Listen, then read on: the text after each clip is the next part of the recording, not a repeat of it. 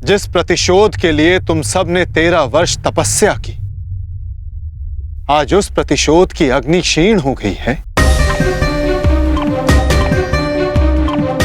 जिस न्याय के लिए तुमने इतने वर्षों प्रतीक्षा की, आज तुम्हारा मन उसके लिए व्याकुल नहीं। जिन अस्त्रों को तुमने इस युद्ध के लिए सहेजा, क्या उन अस्त्रों को संधान करने का संकल्प तुम्हारा हृदय त्याग चुका है पार्थ? क्या अब तुम्हें यह युद्ध अनिवार्य प्रतीत नहीं होता पार्थ?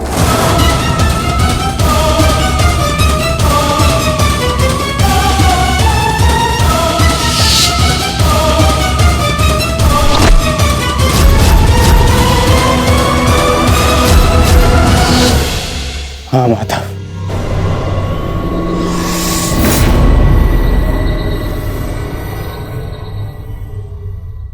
ये युद्ध अनिवार्य है। तो फिर तुम व्याकुल क्यों हो पार्थ? कहीं तुम्हें यह स्मरण तो नहीं हुआ है कि कैसे महामहिम भीष्म ने तुम्हें प्रेम दिया, तुम सबको संरक्षणा दी, वन से वापस बुलाकर तुम्हें तुम्हारा अधिकार दिया, कि कैसे आचार्य द्रोण ने तुम्हें सर्वश्रेष्ठ धनुधर बनाने के लिए एकलव्य को, कर्ण को धनुधर की विद्या से वंचित रखा और पाप का भार अपने सर पर लिया। तो क्या यह असत्य है माधव? क्या उन्होंने ये सब नहीं किया? क्या उनका वध करना धर्म है? मेरे पक्ष का क्या? वहां के निर्दोष भी इस युद्ध में मारे जाएंगे। ये नाश क्यों? तुम्हारा कार्य युद्ध करना है पार्थ, धर्म अधर्म की तुलना करना नहीं।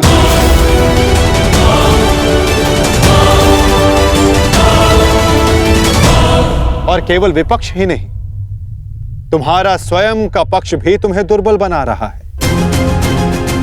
वहां भी सर्वत्र धर्म नहीं है पार्थ।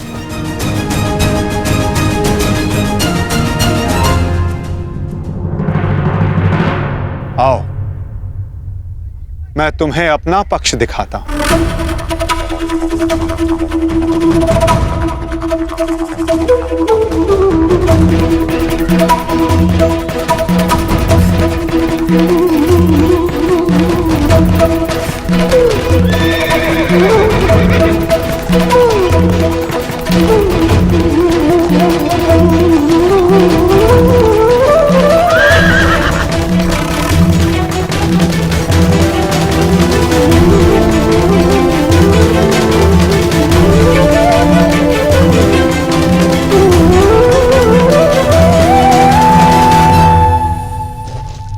देखो अपने भ्राता युधिष्ठिर को,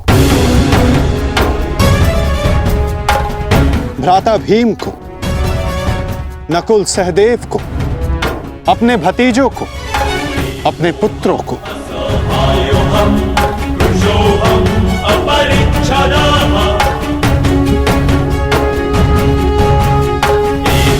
तुम्हें क्लेश है कि इनमें से ना जाने कौन कौन काल कलवित होगा।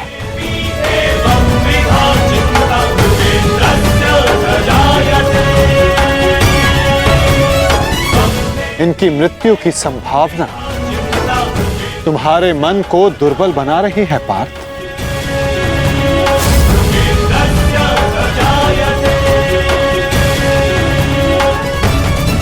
परंतु पार्थ, क्या ये वास्तविकता में धर्म के पक्षधर हैं? तुम्हें प्रतीत होता है कि ये सब निरपराध मारे जाएंगे। तो बताओ, कौन है जो अपराधी नहीं, जो दोषी नहीं? यदि युधिष्ठिर स्वयं का अधिकार राज्य पर मानते हैं, तो इसमें दुर्योधन का क्या दोष? क्या उनकी माता पहले गर्भवती नहीं हुई थी? क्या यह सत्य नहीं कि युधिष्ठिर ने अपना राजद्यूत क्रीड़ा में लगाया, जिसे दुर्योधन ने जीता? यदि दुशासन ने अपनी ज्येष्ठ की आज्ञा मानकर द्रौपदी का वस्त्र हरण करने का अपराध किया, तो तुम चारों ने भी अपनी ज्येष्ठ की आज्ञा मानकर अपनी पत्नी का अपमान होने दिया।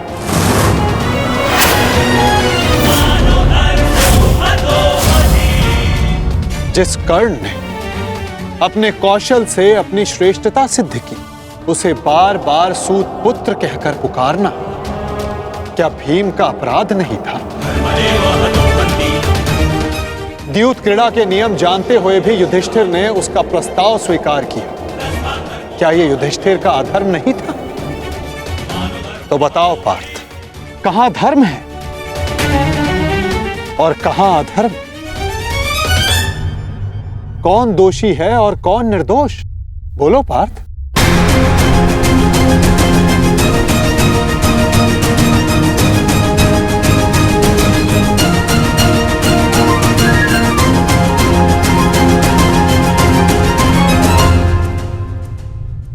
आपने उचित कहा माधव, दोनों ही पक्षों में धर्म भी दिखता है और अधर्म भी। परंतु मैं क्या करूं? अपना कर्तव्य जानो पार्थ, चूंकि तुम अभी तक धर्म का स्वरूप नहीं जान पाए हो। उचित कहा आपने। मेरा अंग अंग कांप रहा है, मंद हो गई है, कांटे हाथ से बार बार सरक रहा है।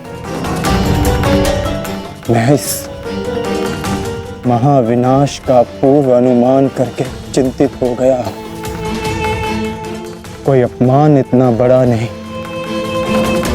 कोई प्रतिशोध इतना प्रबल नहीं कि सहस्त्रों के लाखों के प्राणों की आहुति देकर पूरा किया जाए।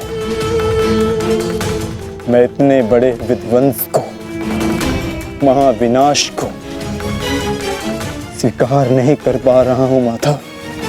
विनाश से ही विकास का प्रारंभ होता है पार्थ। निर्माण के विज्ञान में विध्वंस का ज्ञान अति आवश्यक है। यदि एक डाली काटो तो उससे दो डालियां जन्म लेती। यदि एक नए पौधे का निर्माण करना हो तो उस फल को पेड़ से टूटकर दूर जाना होता है। जिस भारत के विध्वंस से तुम आज व्याकुल हो, कल वही नए भारत का सृजन करेगा पार्थ। यदि नया घर बनाना हो तो पुराने घर को तोड़ना होता है। क्लेव्यम मास मगमः पार्थ नैतत्वयि उपपद्यते। ये मोह, ये नपुंसकता एक योद्धा को शोभा नहीं देती पार्थ। उठो, जागो और अपना शस्त्र उठाओ पार्थ। तब तक संघर्ष करते रहो जब तक तुम्हें तुम्हारा लक्ष्य ना मिल जाए।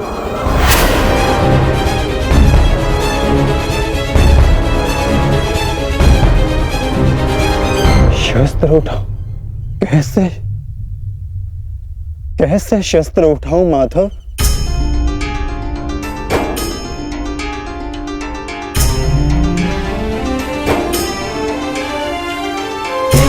धर्मं च लोभं च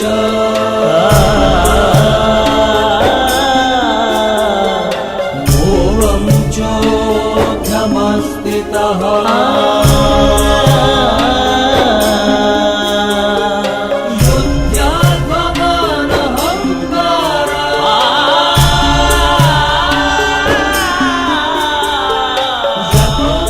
जिनकी सेवा और आज्ञा पालन करना जीवन का धर्म है, उन पितामह पर, आचार्य द्रोण पर कैसे शस्त्र उठाऊं मैं? कैसे माधव? ये कौरव है तो मेरे भाई ही ना, सबकी धमनियों में एक ही रक्त है। इन्हें मारकर इंद्रप्रस्थ तो क्या, इंद्रलोक भी मिले तो क्या लाभ?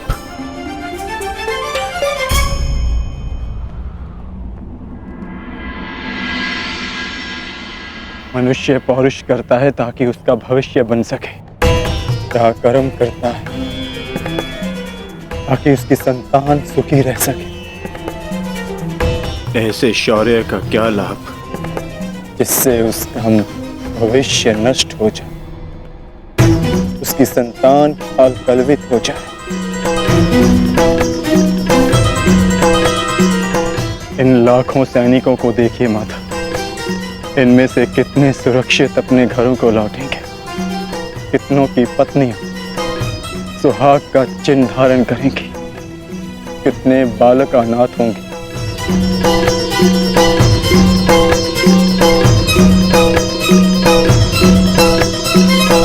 कौन बचेगा उन्हें धर्म और भविष्य सिखाने के लिए? मैं देख रहा हूं माता,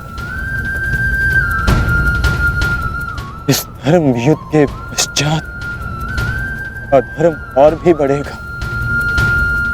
कुरुकुल का ही नहीं, पूरे भारत का विनाश होगा। आज के नियम टूटेंगे। क्या भविष्य को यही आशा है हमसे? तर्क बुद्धिमतपूर्ण है पार्थ, परंतु अर्थ मूर्खतापूर्ण। क्या नष्ट हो जाएगा? कैसा दुख होगा पार्थ? यदि वृक्ष के कुछ पत्ते झड़ जाएं, तो वो दुख का कारण नहीं होते पार्थ। पत्तों के जन्म का तात्पर्य वृक्ष को जीवन देना होता है, स्वयं का जीवन जीना नहीं। ठीक उसी प्रकार मनुष्य का जीवन और मरण, उसका केवल एक ही लक्ष्य होता है पार्थ, समाज में सुख, समाज में धर्म स्थापना। और आज ये समाज तुमसे यही युद्ध मांग रहा है, युद्ध मांग रहा है, युद्ध मांग रहा है, युद्ध मांग रहा है। मैं कह चुका हूं कि विनाश से उद्भाव प्रारंभ होता है। आज समाज में भेदभाव, लोभ, लालच विष बनकर व्याप्त हो रहा है। जो धर्म वर्षों पहले वेदों ने स्थापित किया था, वो आज केवल एक शब्द बनकर रह गया है पार्थ। धर्म का मर्म लुप्त हो गया। तुम्हारे समक्ष कर्ण का उदाहरण है पार्थ, जो वर्ण व्यवस्था कर्म पर आधारित थी, आज उस पर जन्म हावी हो गया है पार्थ। सहस्त्रों का कौशल, उनकी प्रतिभाएं दबाई जा रही हैं पार्थ। समाज नया परिवर्तन मांग रहा है, नई परंपराएं मांग रहा है, और वो सब संभव होगा इस युद्ध से, इस युद्ध से, इस युद्ध से। इस युद्ध से नई परंपराएं जन्म लेंगी। वो व्यवस्था टूटेगी जो आज समाज को तोड़ रही है पार्थ। वर्षा से पूर्व आकाश और धरा दोनों मलिन रहती है पार्थ, परंतु वही वर्षा आकाश और धरा को स्वच्छ बना देती है। और ये युद्ध वही वर्षा है पार्थ, जिसे धरा पुकार रही है। अपने झूठे मोह से मुक्त हो जाओ पार्थ,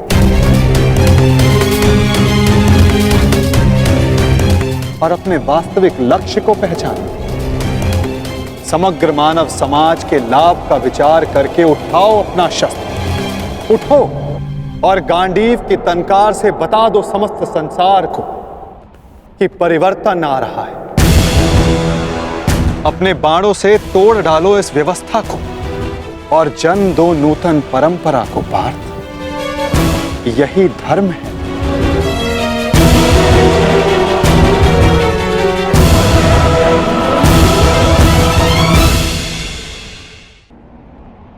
मैं आपके शब्द सुन पा रहा हूं माधव, परंतु इनका अर्थ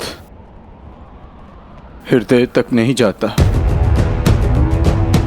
मन संशय से इतना भरा है, शस्त्र उठाने में स्वयं को असक्षम पाता हूं। मोह का आवरण धुंध बनकर दृष्टि के समक्ष। धर्म का संशय, मन अपनों की हानि के विचारों से भरा है। संसार को कैसे देखूं?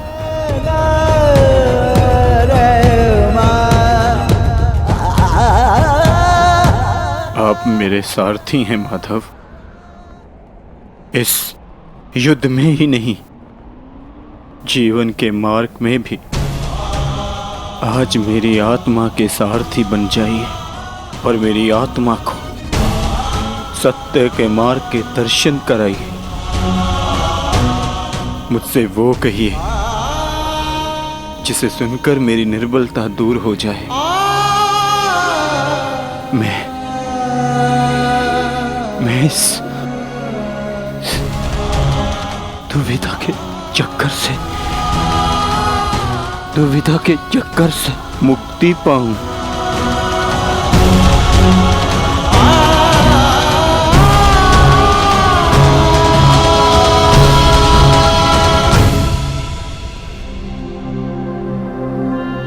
पार्थ,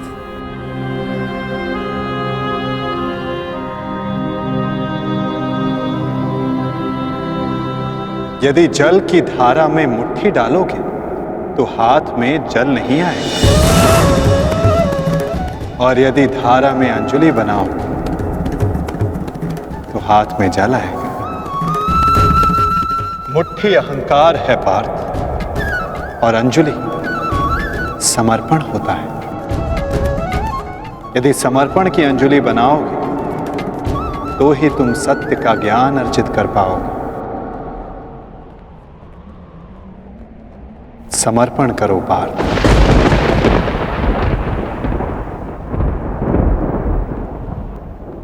मैं समर्पण करता हूँ, समर्पण करता हूँ, समर्पण करता हूँ, समर्पण करता हूँ।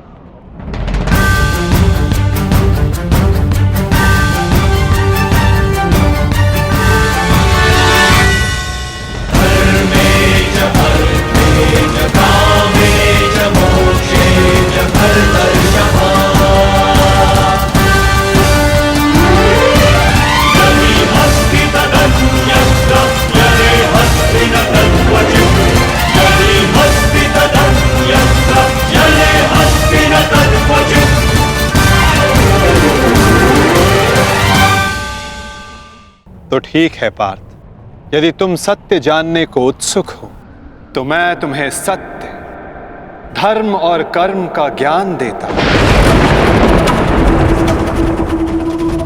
मैं तुम्हें धर्म और कर्म का मर्म समझाता हूं पार्थ। मैं तुम्हें वो ज्ञान देता हूं जो मानवता को चिरकाल तक उनका मार्गदर्शन करता रहेगा, उसका सहयात्री और सारथी बनेगा।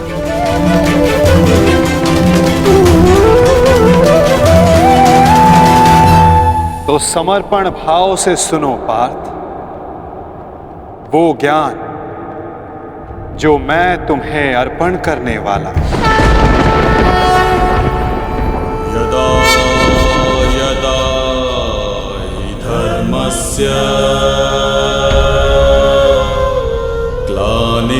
ग्लानिर्भवति भारत अभ्युत्थानम् अधर्मस्य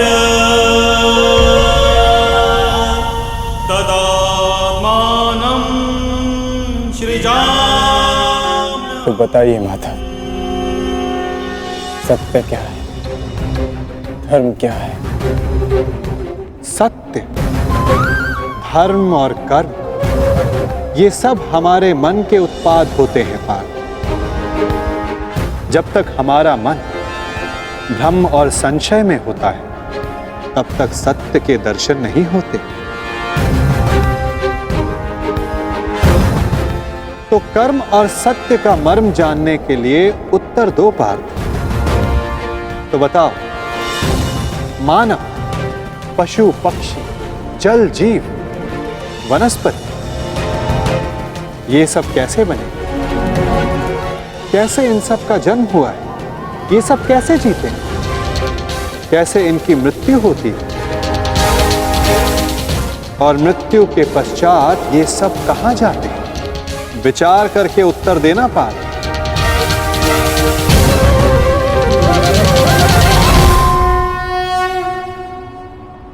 क्योंकि इसी प्रश्न में तुम्हारे भ्रम का उत्तर छिपा हुआ है। तो बताओ।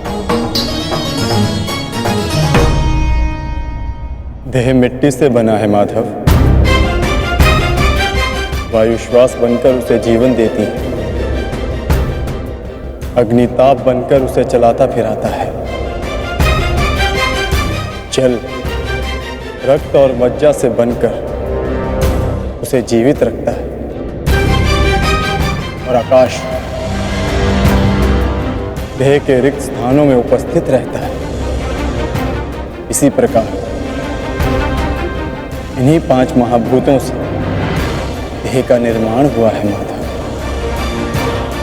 और मृत्यु के पश्चात इन्हीं 5 भूतों से इसका विलय हो जाता है।